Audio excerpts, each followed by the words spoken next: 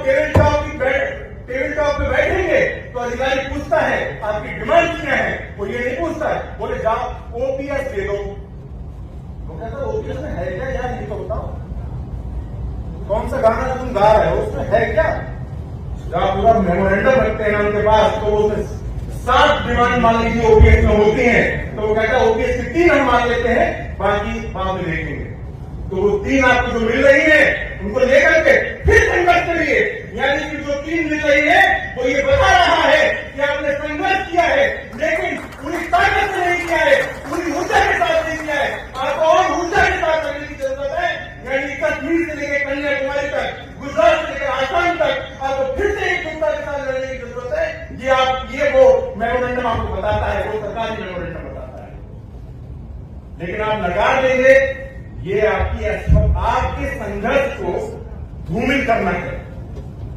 अगर कोई व्यक्ति ये नकार दे कि यूपीएस जो है वो बेकार, वो कुछ नहीं सरकार ने बेकार करे, आपके संघर्ष को नकार दे साहब।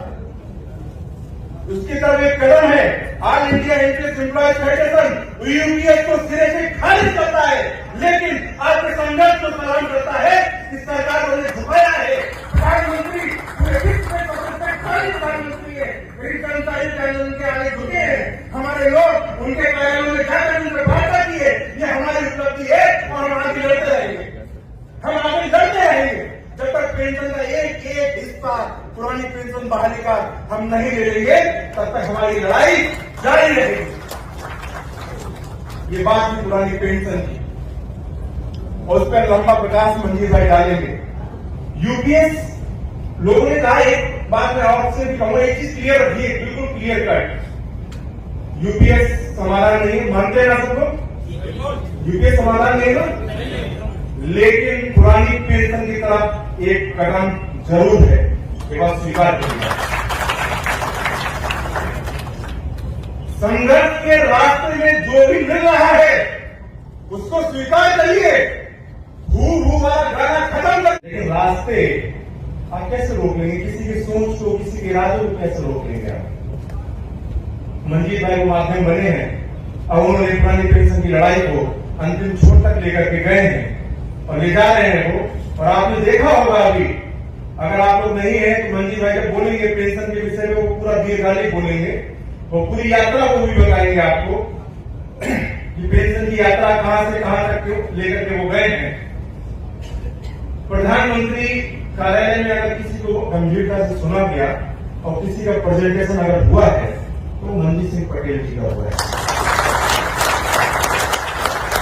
बाकी कितने भी लुटेवा से लेकर कितने भी लोग कहीं भी कुछ भी पैर पटकते रहे और पैर पटक के यही शहीद हो जाएंगे, लेकिन वो अपनी आवाज दिल्ली तक नहीं पहुंचा पाएंगे।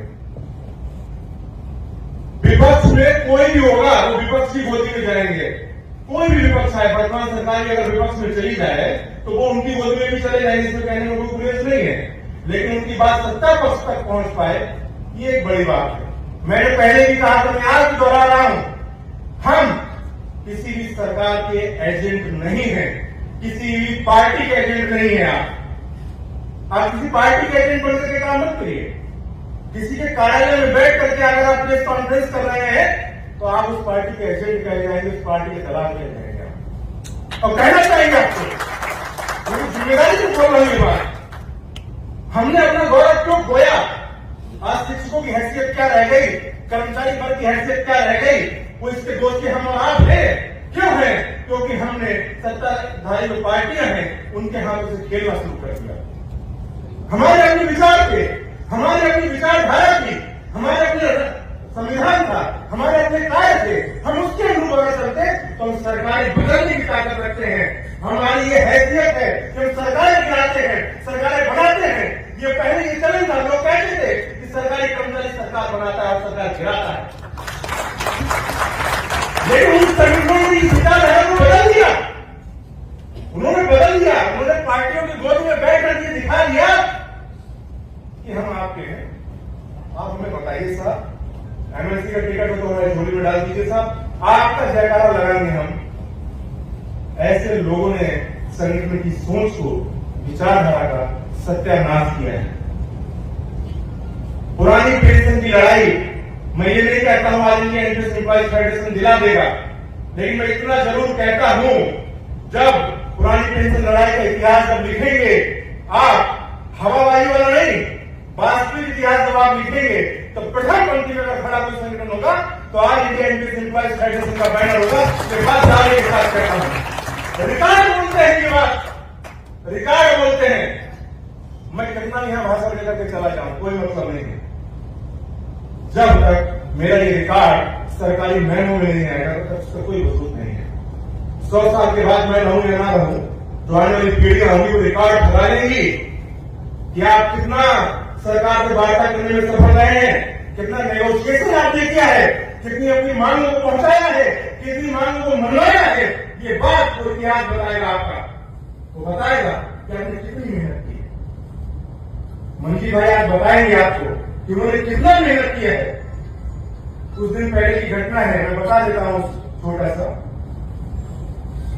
प्रधानमंत्री कार्यालय के जो मिनिस्टर है, पीएमओ कार्मिक मंत्रालय जो देखते हैं, पूरे देश में कर्मचारी के सबसे बड़े मिनिस्टर वही हैं, डॉक्टर जितेंद्र सिंह जी, सांसद है, जम्मू कश्मीर से हैं वो। उनके साथ में हम लोगों की 3 स्तरीय चर्चाएं वार्ताएं हुई।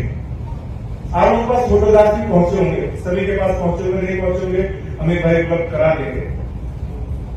यूपीएस लोगों ने कहा, एक बात मैं आपसे भी कहूंगा, एक चीज क्लियर रखिए, बिल्कुल क्लियर कट, यूपीएस समाधान नहीं है, मानते हैं ना सब लोग, यूपीएस समाधान नहीं है ना, लेकिन पुरानी पेंशन की तरफ एक कदम जरूर है, ये बात स्वीकार करिए। संघर्ष के रास्ते में जो भी मिल रहा है उसको स्वीकार करिए। Indian NPS employees federation UPS को सिरे से खारिज करता है, लेकिन आपके संघर्ष को सलाम करता है कि सरकार को झुकाया है।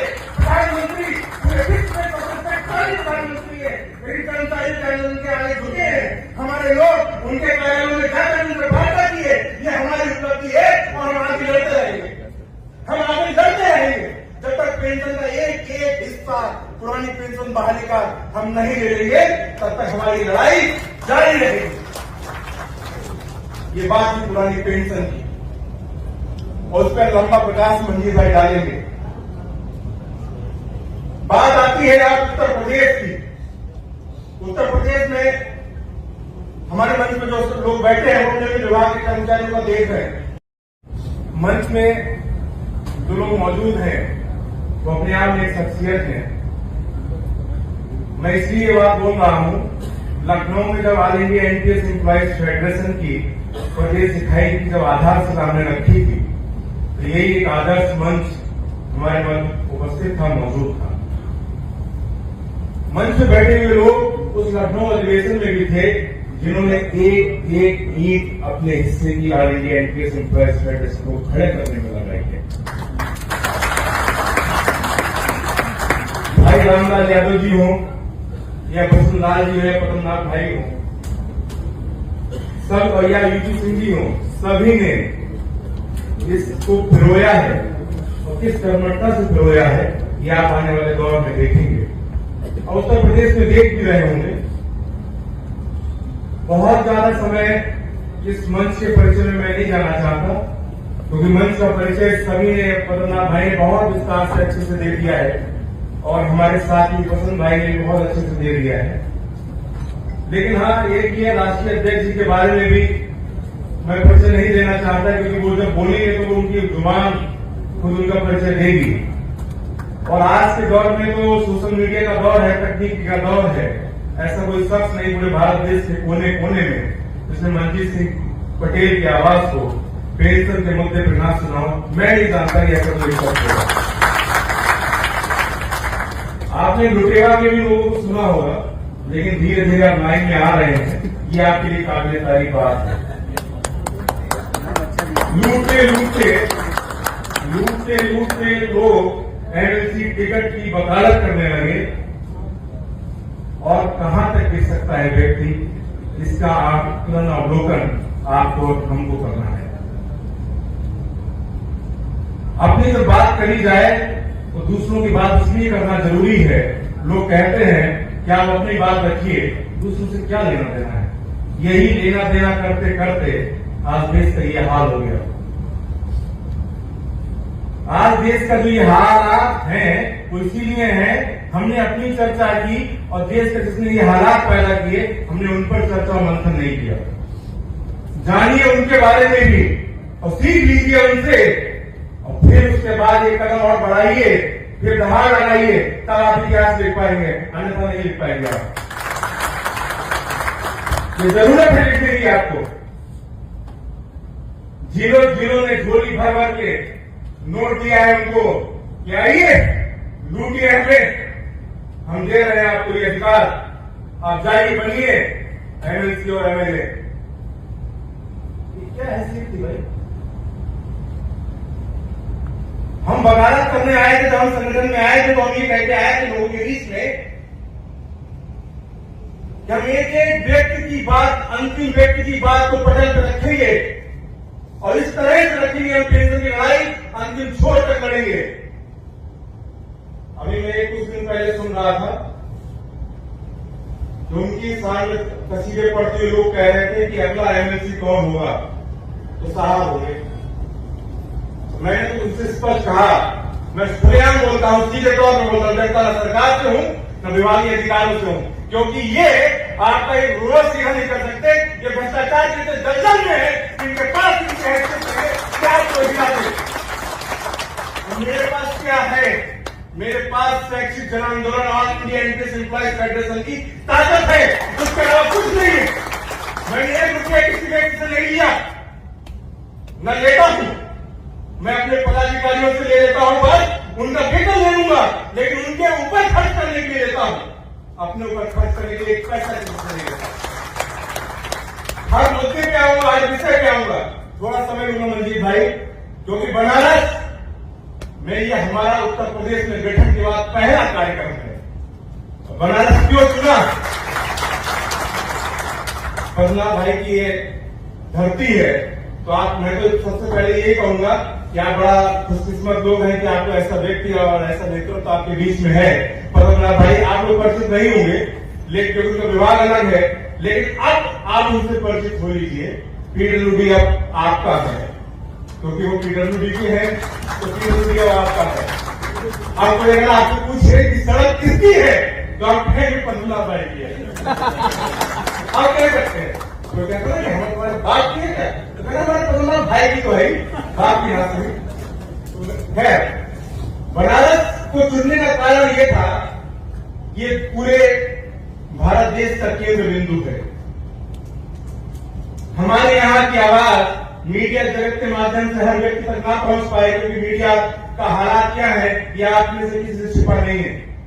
लेकिन ये लक्ष्य था राष्ट्रीय अध्यक्ष जी का कि बनारस की धरती में जब कार्यक्रम हो तो वहां अगर पूरा समाज जब भरा होगा तो एक एक व्यक्ति अपने आप में क्रांतिकारी होगा, तो हर कोने में जाएगा जब बनारस मंडल के, तो वहां पर जाकर के all India education employees federation के विचारों को, उसकी विचारधारा को फैलाएगा। ये लक्ष्य था, इसलिए हमने बनारस जनपद को चुना है।